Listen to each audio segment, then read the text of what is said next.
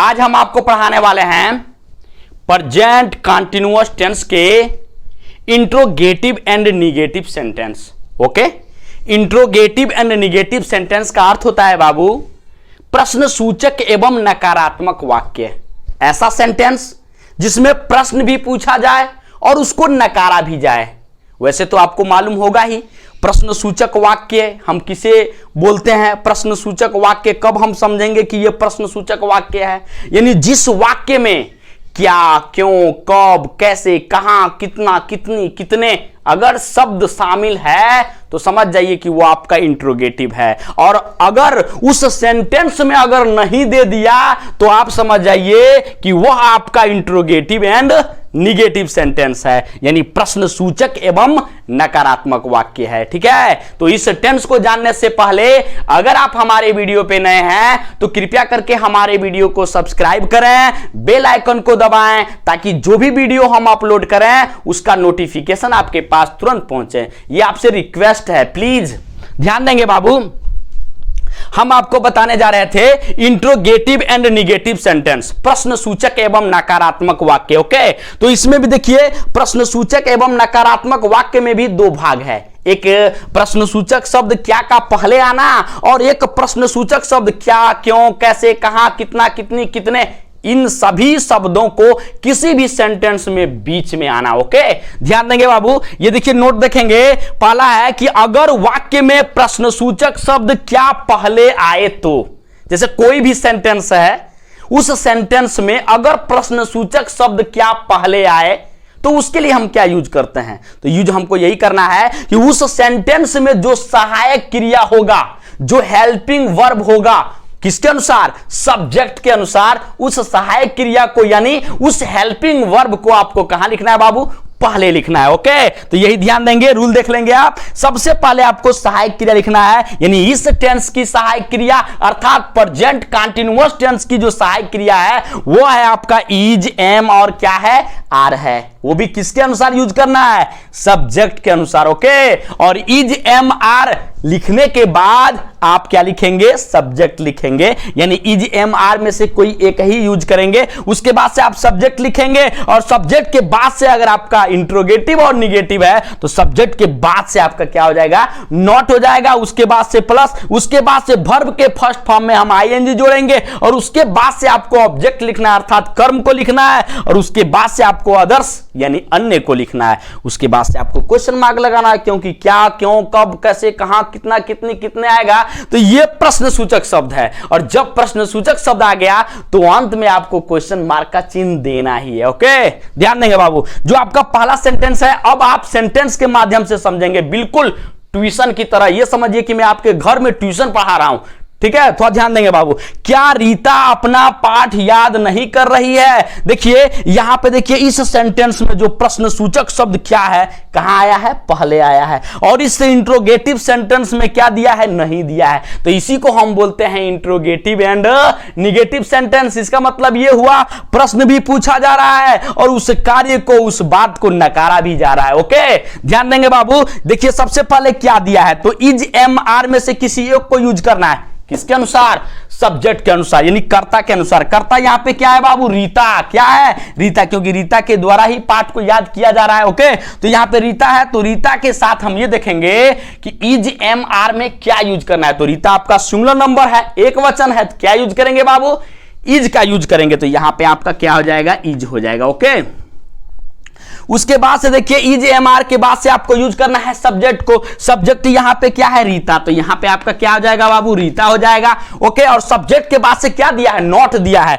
तो यानी नहीं के लिए हम किसका यूज करेंगे, नॉट का। तो रीता के बाद से क्या हो जाएगा बाबू, नॉट हो जाएगा। ओके, अब कह रहा है कि वर्ब के फर्स्ट फॉर्म में क्या जोड़ना है, आईएनजी जोड़ना है। तो वर्ब का मतलब क्या होता है, क्रिया होता है, यानी कर्ता के द्वारा कौन सा काम किस रूप से किया जा रहा है उसी को हम क्रिया बोलते हैं। तो यहां देखिए याद करना, तो याद करने का अंग्रेजी क्या होता है बाबू, लर्न होता है। क्या होता है, लर्न। अब देखिए लर्न रहा रही दिया है तो लर्न में हम क्या जोड़ेंगे, आईएनजी जोड़ेंगे। तो क्या हो गया, लर्निंग हो गया। ओके, अब यहां पे देखिए रीता दिया है, यहां दिया है अपना पाठ, यानी हमारा जो रूल है वो ये कह रहा है कि ऑब्जेक्ट को लिखिए। ऑब्जेक्ट मतलब कर्म को लिखिए। कर्म यहां पे क्या है, अपना पाठ है।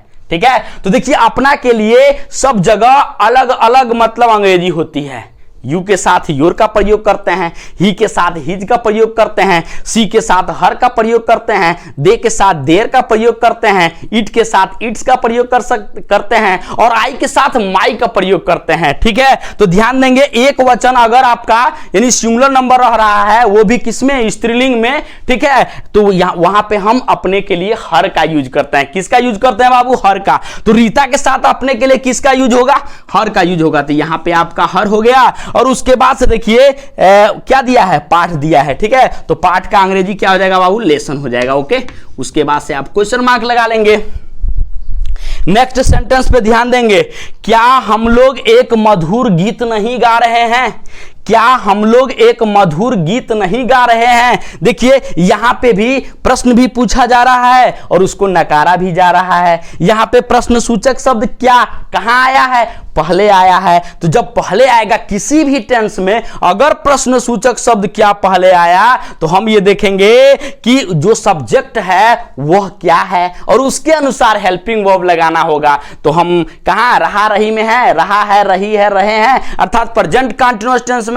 तो जो सहायक क्रिया होगा वो आपका इज, एम और क्या होगा, आर होगा। इसमें से कोई एक आपको चूज करना है, वो भी किसके अनुसार, सब्जेक्ट के अनुसार। ओके, तो देखिए यहां पे हम लोग दिया है और हम लोग का अंग्रेजी क्या होता है बाबू, वी होता है। तो वी के साथ यानी सब्जेक्ट आपका वी हो गया। अब वी के साथ इज, एम, आर में क्या यूज करना है, आर यूज करना है, क्योंकि आपका जो वी है वो आपका बहुवचन है और बहुवचन के साथ हम इज, एम, आर में क्या यूज करते हैं, आर यूज करते हैं। तो यहां पे आपका क्या हो जाएगा बाबू, आर हो जाएगा। और हम लोग का अंग्रेजी क्या हो जाएगा, वी हो जाएगा, क्योंकि हमको सब्जेक्ट लिखना है। तो सब्जेक्ट आपका हम लोग है, तो हम लोग का अंग्रेजी वी हो गया। उसके बाद से देखिए नॉट लगाना है, क्योंकि इंट्रोगेटिव और निगेटिव सेंटेंस है ना, तो नॉट लगाना है। तो वी के बाद से क्या लगा लेंगे बाबू, नॉट लगा लेंगे। और उसके बाद से वर्ब के फर्स्ट फॉर्म में क्या जोड़ना है, आईएनजी, यानी वर्ब मतलब क्रिया, और यहां पे क्रिया क्या है, गा रहे हैं। और ख्याल रखिएगा जो हमेशा जो क्रिया होता है वह किसी भी सेंटेंस के अंत में ही आता है। ठीक है, तो यहां पे क्या है, गाना। तो गाना का अंग्रेजी क्या होता है बाबू, सिंग होता है।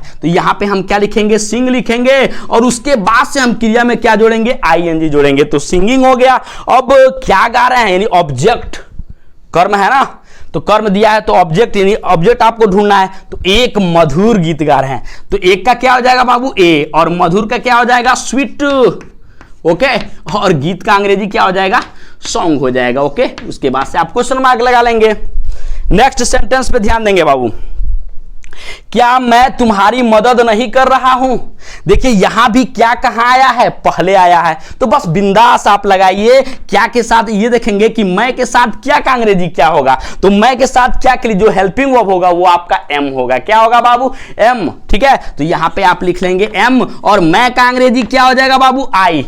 ओके, उसके बाद सब्जेक्ट यानी हो गया ना, सब्जेक्ट के बाद से आपको नॉट लगाना है, क्योंकि ये इंट्रोगेटिव और निगेटिव सेंटेंस है। तो आई के बाद से क्या लगा लेंगे, नॉट लगा लेंगे। उसके बाद से वर्ब के फर्स्ट फॉर्म में क्या जोड़ना है, आईएनजी जोड़ना है। तो यहां पे जो क्रिया है यानी वर्ब जो आपका है वो है मदद करना, यानी सहायता करना, और सहायता करने का अंग्रेजी होता है हेल्प। क्या होता है बाबू, हेल्प। तो यहां पे आप क्या लिखेंगे, हेल्प लिखेंगे, और आपको क्रिया में क्या जोड़ना है, आईएनजी। तो आपका हेल्पिंग हो गया। और तुम्हारी का अंग्रेजी ऑब्जेक्ट आपका क्या है, तुम्हारी है, तो यहां पे तुम्हारी का अंग्रेजी क्या हो जाएगा, यू हो जाएगा। और उसके बाद से आप क्या लगा लेंगे, क्वेश्चन मार्क लगा लेंगे। ओके, अब देखते हैं इसी सेंटेंस को दूसरे तरीके से, यानी जो प्रश्न सूचक शब्द था क्या, तो वो तो पहले आ रहा था। अब वही प्रश्न सूचक शब्द यानी क्या, क्यों, कब, कैसे, कहां, कितना, कितनी, कितने, ये सब प्रश्न सूचक शब्द अगर किसी भी सेंटेंस के कहां आ जाए, बीच में आ जाए, तो उसके लिए क्या करते हैं, ध्यान देंगे बाबू। नोट देखेंगे,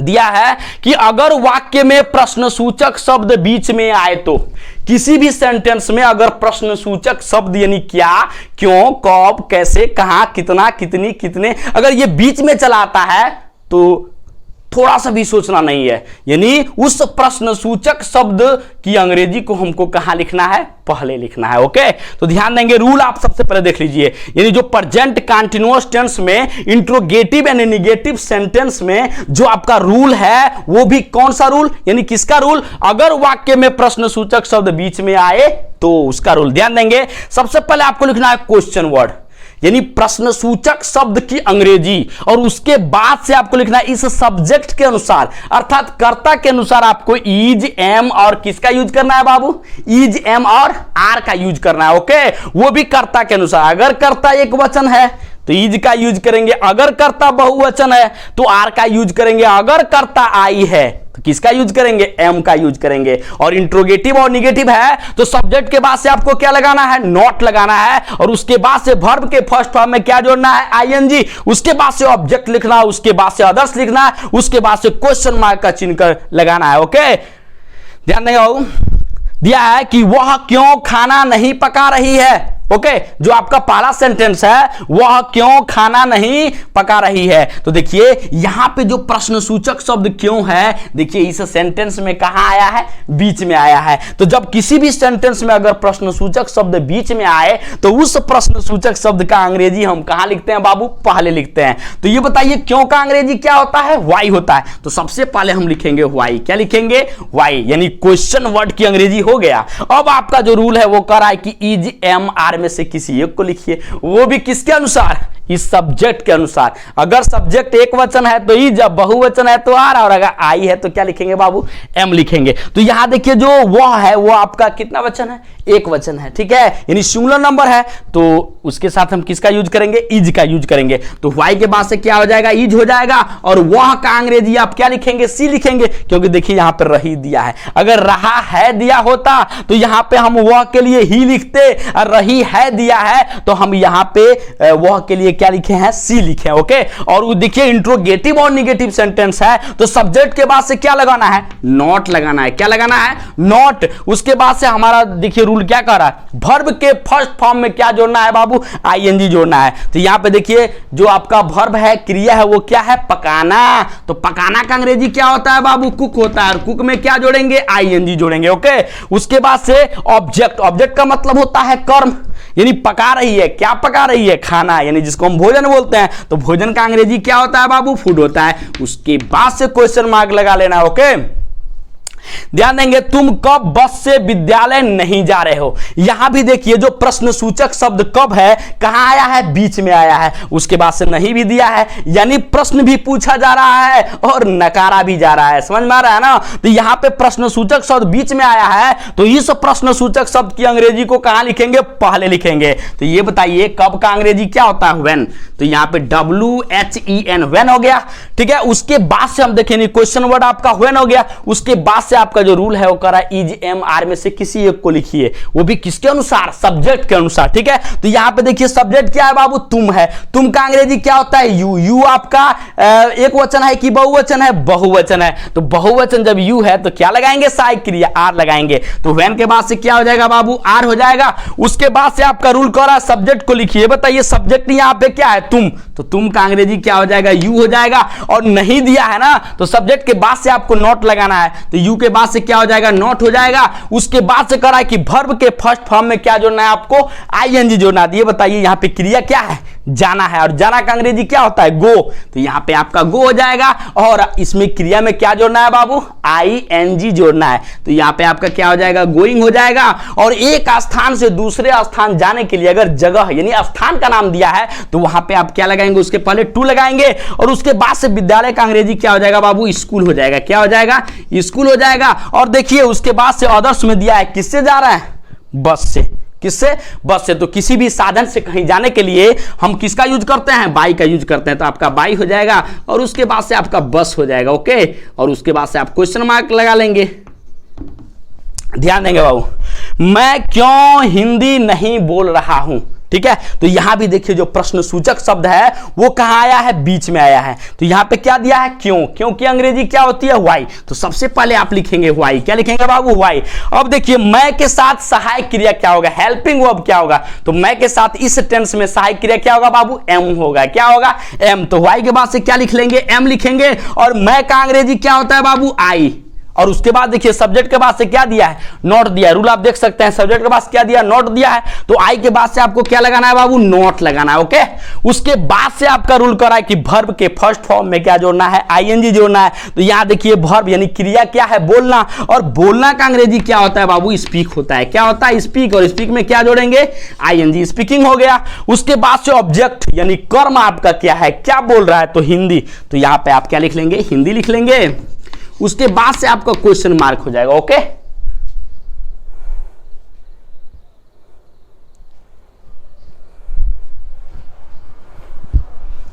ज्यादा देर नहीं।